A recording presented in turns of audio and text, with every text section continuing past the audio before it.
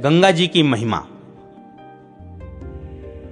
भगवान शिव कहते हैं, जो तीनों लोकों में प्रवाहित होने वाली गंगा जी के तट पर जाकर एक बार भी पिंडदान करता है, वह तिल मिश्रित जल के द्वारा अपने पितरों का भवसागर से उद्धार कर देता है। संपूर्ण देवता और पितर गंगा जी में सदा वर्तमान रहते हैं, इसलिए वहां उनका आवाहन और विसर्जन नहीं होता।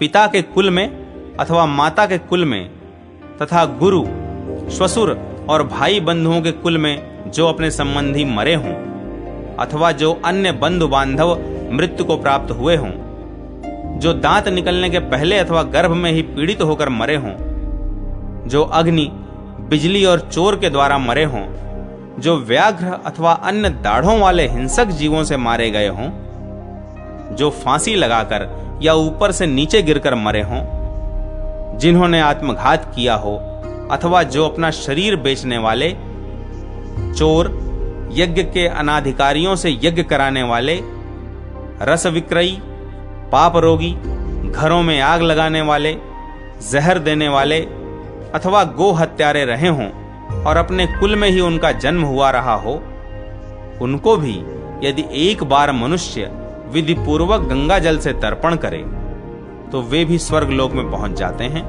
और यदि पहले से स्वर्ग में हों तो मोक्ष को प्राप्त होते हैं।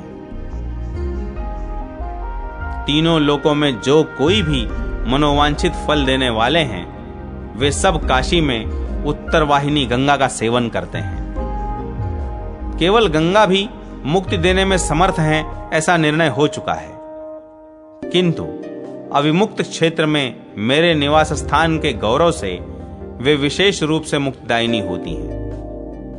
पापों से चंचल चित्त वाले तथा संसार रूपी रोग से ग्रस्त रहने वाले मंद बुद्धि मनुष्यों के लिए गंगा जी ही सर्वश्रेष्ठ है। जो गंगा जी के तट पर टूटे फूटे घाटों का संस्कार करते हैं अथवा वहां के गिरे पड़े देव मंदिरों का जीर्णोद्धार करते हैं, वे मेरे लोक में चिरकाल तक अक्षय सुख भोगते हैं। मनुष्यों की हड्डी जब तक गंगा जी के जल में स्थित रहती है, उतने हजार वर्षों तक वे स्वर्ग लोक में प्रतिष्ठित होते हैं। स्कंद जी कहते हैं, मुनिवर अगस्त्य, वस्तु शक्ति का यह विचार अद्भुत एवं अनिर्वचनीय है। गंगा जी द्रव के रूप में भगवान सदाशिव की कोई पराशक्ति है।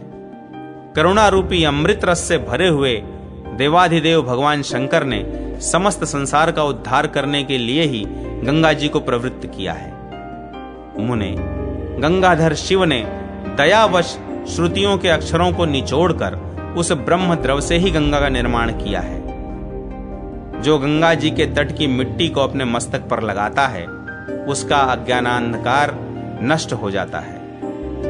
गंगा अपने नाम का कीर्तन करने से पुण्य की वृद्धि और पाप का नाश करती है।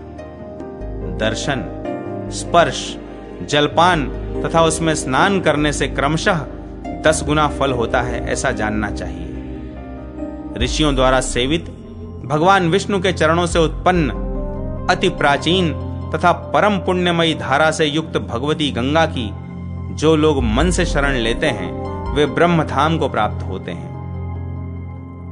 जो माता की भांति इस संसार के जीवों को पुत्र मानकर सदा उन्हें स्वर्ग लोक को पहुंचाती है और संपूर्ण उत्तम गुणों से संपन्न है, उत्तम ब्रह्मलोक की इच्छा रखने वाले जितेंद्रिय पुरुषों को सदा ही उस गंगा की उपासना करनी चाहिए। जैसे ब्रह्मलोक सब लोकों में उत्तम है, उसी प्रकार गंगा समस्त सरिताओं और सरोवरों से श्रेष्ठ है। गंगा के जल में स्नान करने वाले पुरुष का समस्त पातक तत्काल नष्ट हो जाता है और उसे उसी क्षण महान श्रेय की प्राप्ति हो जाती है। गंगा में पुत्र, पौत्र आदि यदि अपने पितरों के लिए श्रद्धा पूर्वक जल देते हैं, तो उस जल से वे पितर 3 वर्षों तक पूर्णतया तृप्त रहते हैं।